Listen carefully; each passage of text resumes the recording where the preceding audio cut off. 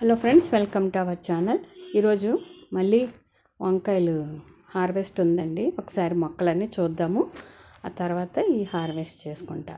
మొక్కలు చూసారు ఎంత ఆరోగ్యంగా హెల్తీగా ఉన్నాయి కదా, పూత ఎంత బాగుందో. ఇవన్నిటికీ కారణం ఏంటంటే మనం ఇచ్చి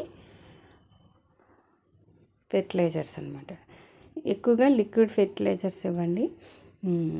తర్వాత FFJ, fruit fermented juice, fish amino acid, ఇవన్నీ చౌహాన్ క్యూ మెథడ్లో మేము తయారు చేసుకుంటాం.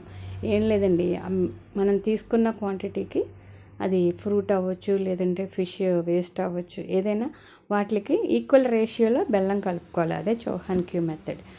అది ఒక లిక్విడ్లా తయారవుతుంది.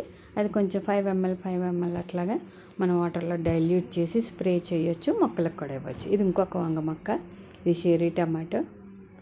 మధ్య మధ్యలో ఇలాంటి ఫ్లవర్ ప్లాంట్స్ అవి పడిపోయి సీడ్స్ వచ్చేస్తూ ఉంటాయి.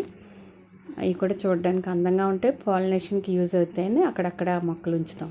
ఇది జామ మొక్క అండి, కాయలు తయారవుతా ఉన్నాయి. ఇదిగో కాయ, చిన్న మొక్క, ఒక 5-6 కాయలు ఉన్నాయి.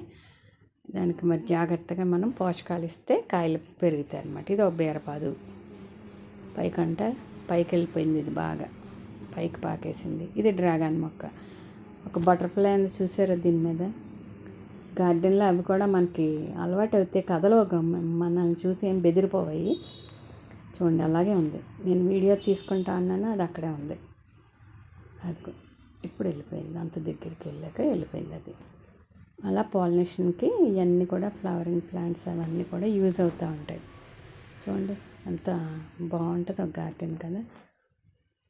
ఒక పచ్చిమిరప మొక్క ఉంది, ఇక్కడ పచ్చిమిరపకాయలు ఉన్నాయి. ఈరోజు నేను మొక్కలు మాత్రం చూపిస్తూ ఉన్నాను. Thank you for watching. Please like, share and subscribe. Thank you. Subscribe చేయండి.